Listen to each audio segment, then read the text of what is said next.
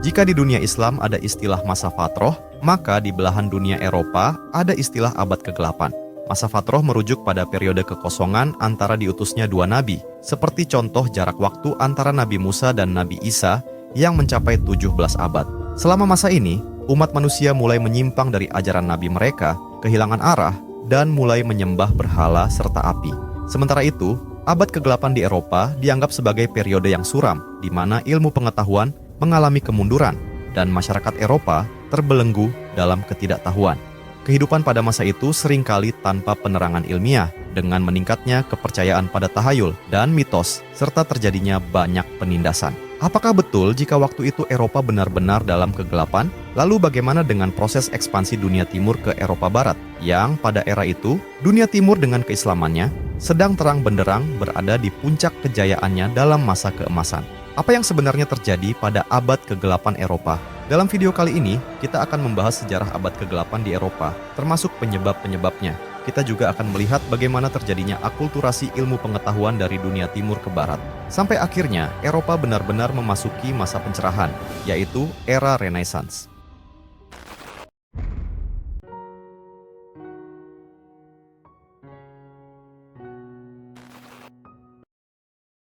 Abad kegelapan Eropa terjadi selama periode abad pertengahan, dimulai dari jatuhnya Kekaisaran Romawi sekitar tahun 500 Masehi hingga masa pencerahan pada sekitar tahun 1500 Masehi. Selama hampir 1000 tahun ini, terjadi larangan terhadap pemikiran dan penindasan terhadap seni yang telah ada sejak zaman klasik. Pada tahun 529, gereja menutup Akademi Plato di Athena dan mendirikan gereja. Tindakan ini menandai dominasi agama Kristen atas pemikiran filsafat Yunani pada saat itu. Akibatnya, pendidikan, pemikiran, dan meditasi menjadi monopoli gereja. Sistem yang berlaku hanya mengakui otoritas gereja, dengan pendeta sebagai satu-satunya suara yang diizinkan didengar. Oleh karena itu, Eropa abad pertengahan disebut sebagai abad kegelapan, karena ilmu pengetahuan, budaya, seni, sastra, dan pemikiran secara umum berada dalam kegelapan.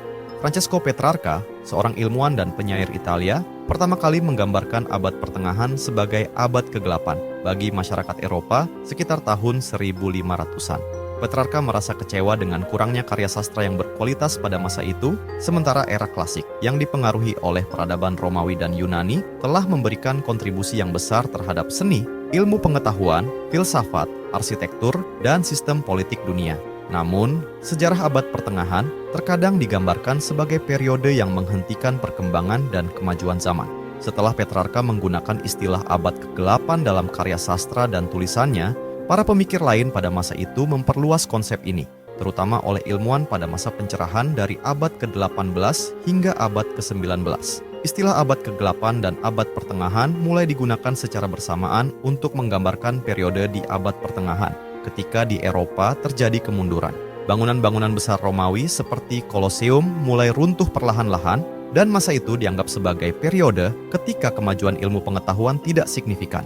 Namun, para pendukung era klasik yang menganggapnya lebih baik daripada abad pertengahan juga menyadari bahwa kebudayaan Yunani dan Romawi memiliki dosa kemanusiaan yang besar, seperti gladiator dan praktik perbudakan. Setelah jatuhnya Kekaisaran Romawi, sejarah abad pertengahan digambarkan sebagai periode ketika kebudayaan Eropa mengalami penurunan. Hal ini disebabkan karena abad pertengahan, atau yang dikenal sebagai medium aevum dalam bahasa Latin, sering dianggap sebagai masa dominasi agama, di mana agama mendominasi kepentingan masyarakat Eropa.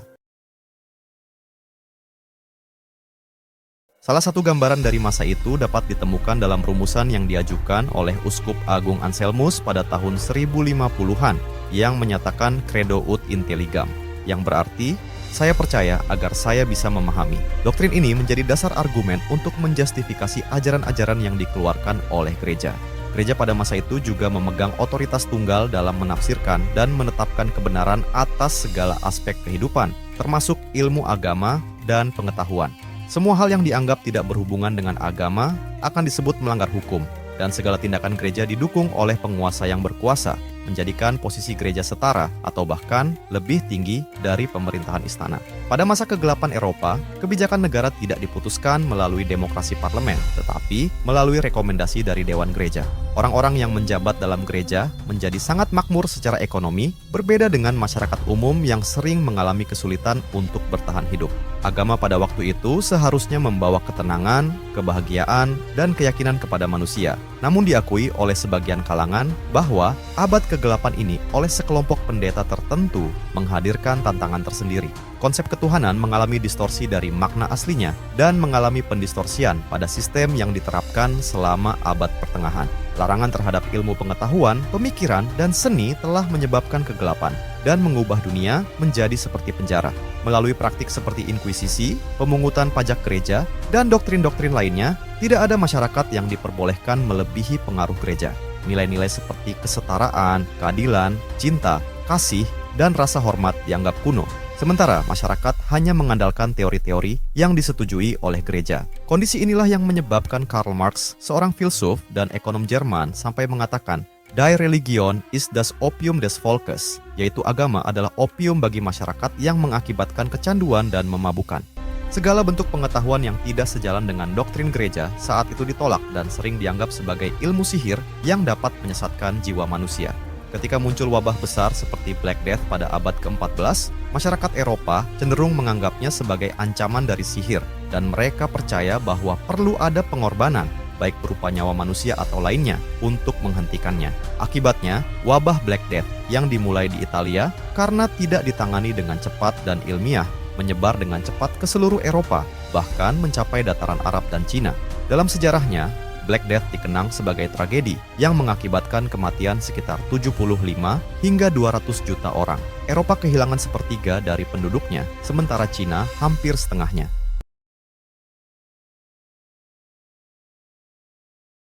Pada abad kegelapan Eropa dengan doktrin gerejanya yang menghambat kemajuan ilmiah, pada tahun 1500-an, Nicolaus Copernicus, seorang astronom pertama yang mengemukakan teori heliosentris, menyimpulkan bahwa bumi mengelilingi matahari, bukan sebaliknya. Teori heliosentrisnya secara tidak langsung menantang dogma gereja yang menyatakan bahwa bumi adalah pusat semesta dengan matahari yang mengelilinginya. Akibatnya, buku-buku Copernicus dilarang beredar, dan bahkan setelah kematiannya, Copernicus dianggap bid'ah dan dimakamkan di bawah katedral tanpa tanda batu nisan. Galileo Galilei mengalami nasib serupa dengan Nicolaus Copernicus dalam menegaskan teori heliosentrisnya. Pada tahun 1633, Galileo bahkan diinkuisi dan dilarang untuk berkomunikasi dengan siapapun sampai akhir hayatnya. Pada masa kegelapan di Eropa, orang-orang tidak memiliki kebebasan visi yang jelas untuk memajukan peradaban. Semua orang diharuskan mengikuti dogma-dogma gereja dan bertanya tentang berbagai hal pun dilarang. Bahkan jika gereja tidak bisa menjawab pertanyaan dari masyarakat, orang yang bertanya akan dianggap sesat dan diasingkan. Dampaknya, tingkat intelektualitas masyarakat Eropa menurun drastis. Kaum terpelajar tidak berani meningkatkan kualitas pengetahuan masyarakat karena takut akan larangan gereja. Banyak penyebaran ilmu pengetahuan dilakukan secara sembunyi-sembunyi dan hanya untuk kalangan tertentu. Oleh karena itu, pada abad pertengahan yang dikenal sebagai masa kegelapan di Eropa, peradaban Eropa tidak banyak melahirkan tokoh berpengaruh, juga buku atau catatan yang signifikan terutama dalam ilmu pengetahuan. Periodisasi zaman yang biasanya dibagi dalam beberapa bagian hanya berdasarkan pada peradaban masyarakat barat, dan definisinya pun menyadur dari perspektif barat. Ini dimulai dari masa prasejarah, masa klasik, abad pertengahan, abad pencerahan, hingga masa modern yang berawal dari peradaban Yunani kuno. Para sejarawan barat membuat periodisasi zaman berdasarkan kemajuan dan kemunduran peradaban dengan menilai kebijaksanaan dan kemampuan suatu bangsa dalam menciptakan peradaban. Namun, pendekatan ini hanya mengacu pada peradaban barat. Ironisnya, periodisasi zaman ini sering diajarkan kepada kita semua seolah-olah merupakan bagian dari sejarah kita sendiri. Contohnya adalah persepsi abad pertengahan sebagai abad kegelapan, padahal sebenarnya kegelapan ini hanya terjadi di Eropa Barat. Di timur, terutama dalam sudut pandang Islam, abad pertengahan sering disebut sebagai zaman kejayaan atau abad keemasan. Pada tahun 660 Masehi, agama Islam muncul, dimulai dari Makkah dan berkembang di Madinah. Agama ini, yang dimulai sejak zaman Nabi Muhammad, mengarahkan umat manusia menuju pencerahan. Masyarakat Madinah dipersatukan tanpa memandang latar belakang suku atau agama mereka. Al-Quran, kitab suci dalam Islam, menggunakan kalimat seruan, "Wahai manusia", menunjukkan kesetaraan dan menolak pembagian kelas manusia, seperti yang terjadi di Eropa pada abad pertengahan. Nilai keunggulan di antara manusia, menurut Islam, berdasarkan tingkat akhlak dan manfaatnya bagi masyarakat. Islam mengajarkan bahwa di hadapan hukum, semua orang memiliki kesetaraan. Kondisi ini menunjukkan kesalahan konsep dalam peradaban masyarakat yang dianut oleh Barat. Prinsip al-aslu baro'atuz zimah dalam Islam menegaskan bahwa semua orang dianggap tidak bersalah sampai terbukti sebaliknya, dan jiwa, harta, serta kehormatan manusia diakui sebagai hak asasi yang dijamin keberadaannya, baik kaya maupun miskin, perempuan atau laki-laki, orang kota atau desa, semua memiliki hak yang sama dalam kepemilikan. Islam juga menganjurkan zakat dan sedekah sebagai bentuk keseimbangan sosial yang membantu mencegah pembagian kelas sosial. 100 tahun setelah pemerintahan Islam berdiri di Madinah, pengaruh kekuatan Islam telah menyebar ke berbagai belahan dunia, dari daratan Cina hingga Samudra Atlantik, serta dari benua Eropa, Afrika, hingga Nusantara di Asia Tenggara. Aktivitas penerjemahan yang berlangsung antara tahun 700 hingga 1500-an memiliki peran penting bagi dunia Islam. Buku-buku dari India, Iran, Suryani, Ibrani, dan terutama Yunani diterjemahkan di pusat-pusat kebudayaan seperti Syria, Mesir, Persia, dan Mesopotamia. Pemikiran filsafat Yunani seperti karya-karya Aristoteles, Plato, dan Socrates, serta karya ilmiah dari Hippocrates, Bartolomeus, Euclid, dan Archimedes diterjemahkan ke dalam bahasa Arab. Baghdad yang pada saat itu menjadi pusat kekuasaan dinasti Abbasiyah menjadi titik fokus utama bagi masuknya filsafat Yunani ke dalam dunia Islam. Gerakan penerjemahan ini memainkan peran kunci dalam memperkenalkan warisan intelektual Yunani kepada dunia Islam, dan disinilah dimulainya gerakan penerjemahan buku-buku Yunani ke dalam bahasa Arab. Berkat usaha penerjemah, umat Islam berhasil mewarisi tradisi intelektual dari 3 kebudayaan maju seperti Yunani, Persia, dan India. Warisan intelektual ini dimanfaatkan untuk membangun budaya ilmu pengetahuan yang lebih maju. Dewan yang didirikan di Baitul Hikmah menghasilkan banyak karya yang bermanfaat, menjangkau berbagai bidang seperti filsafat, matematika, kedokteran, astronomi, dan kimia. Di Baghdad, jasa penerjemahan buku-buku dari bahasa asing bahkan dibayar dengan emas seberat buku yang diterjemahkan. Keberhasilan pencapaian kemajuan Islam dalam berbagai bidang ilmu pengetahuan, khususnya ilmu akliyah seperti filsafat, matematika, kedokteran dan kimia, serta ilmu nakliyah seperti ilmu tafsir dan hadis, tidak lepas dari keyakinan bahwa agama dan ilmu pengetahuan dapat memberikan kekuatan yang saling melengkapi. Dalam Islam, pengetahuan dianggap sebagai pilar eksternal yang meningkatkan akal dan pikiran, sementara agama sebagai pilar internal yang memperindah jiwa dan perasaan. Melalui harmoni antara agama dan pengetahuan ini, Islam pada masa itu membangun fondasi budaya yang kokoh dan menghasilkan keemasan, meskipun atmosfer politik Islam mengalami perubahan yang signifikan. Di masa Abbasiyah, puncak perkembangan ilmu pengetahuan Islam tercapai berkat upaya penerjemahan yang terorganisir, dikenal dengan nama Khizanatul Hikmah atau Baitul Hikmah. Penyebaran Islam pertama kali ke Eropa, khususnya Andalusia, atau yang sekarang adalah Spanyol, dimulai pada tahun 711 melalui jalur Afrika Utara. Namun, Andalusia menjadi sebuah kerajaan Islam setelah Abdurrahman Ad-Dakhil berhasil membangun pemerintahan pusat di Spanyol pada tahun 756.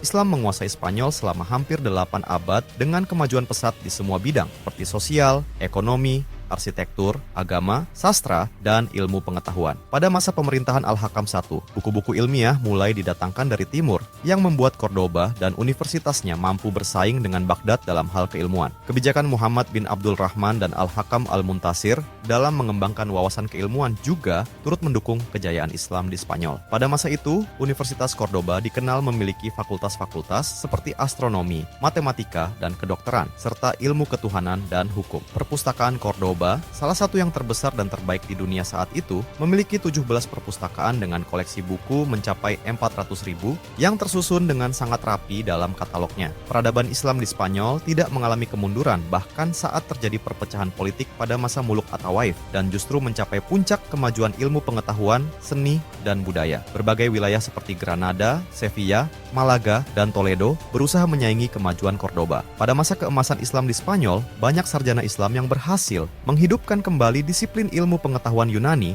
dan memperluas cakupannya, serta memperkuat dasar-dasar ilmu pengetahuan untuk lahirnya inovasi baru yang lebih modern. Beberapa di antara tokoh-tokoh penting pada masa tersebut termasuk Al-Kindi dan Ibnu Rushd, seorang ahli filsafat, Ibnu Sina, ahli kedokteran, Abbas Ibnu Farnas yang pertama kali membuat kaca dari batu dan melakukan uji coba penerbangan, Al-Khawarizmi dalam matematika dengan penemuannya yang menjadi dasar algoritma dan aljabar, serta Ibnu Khaldun dalam ilmu sejarah dan sosiologi dengan karyanya yang monumental, yaitu Muqaddimah Ibnu Khaldun. Selain melahirkan para ilmuwan, pada masa keemasan Islam di abad pertengahan, Islam juga melahirkan 4 imam mazhab besar, seperti Imam Hanafi, Imam Maliki, Imam Syafi'i, dan Imam Hambali. Sejarawan Herbert Abraham Davis dalam bukunya An Outline History of the World menyatakan bahwa dunia ilmu pengetahuan banyak berhutang budi kepada kaum muslim. Menurutnya, kaum muslim mungkin yang pertama kali menemukan angka-angka Arab dan aljabar secara praktikal. Mereka juga menunjukkan kemajuan dalam ilmu ukur, sudut, optika, dan astronomi. Selain itu, mereka menemukan lonceng gantung atau pendulum dan mencapai kemajuan signifikan dalam bidang pengobatan. Mereka menyelidiki ilmu faal dan kesehatan, melakukan pembedahan tersulit yang pernah diketahui, mengetahui cara membius, serta beberapa metode pengobatan yang masih digunakan hingga saat ini. Ketika di Eropa, praktik pengobatan seringkali dilarang oleh gereja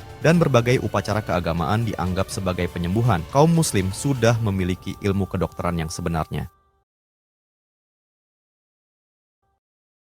Mulai dari tahun 1000-an, banyak pelajar dari Eropa Barat serta ulama dan pakar muslim dari Syam, Irak, dan Mesir datang ke Spanyol untuk mencari ilmu. Pemerintah Spanyol pada masa itu memberi tempat terhormat bagi para ilmuwan, menjadikan Spanyol pusat pembelajaran bagi masyarakat Eropa. Selain melalui Spanyol atau Andalusia, peradaban Islam juga masuk ke Eropa melalui Italia sekitar tahun 825 ketika dinasti Aghlabiyah dari Tunisia dipimpin oleh Ziyadatullah I berhasil menguasai kepulauan Sisilia. Setelah Sisilia ditaklukkan, ada 2 dinasti yang memperebutkannya, yaitu dinasti Aghlabiyah dan dinasti Kolbiyah. Kedua dinasti ini bergantian memimpin Sisilia sampai akhirnya dinasti Kolbiyah menjadi penguasa. Dinasti Kolbiyah memerintah dengan toleransi tinggi yang membuat kondisi Sisilia yang sempat memanas karena konflik etnis kembali stabil. Berbagai suku dan etnis seperti Arab, Persia, Yahudi, Barbar, Tartar, Afrika, dan orang Sisilia sendiri dapat hidup berdampingan dengan harmonis. Sisilia mencapai puncak kejayaannya pada masa kekuasaan Abu al-Futuh Yusuf bin Abdullah pada tahun 989.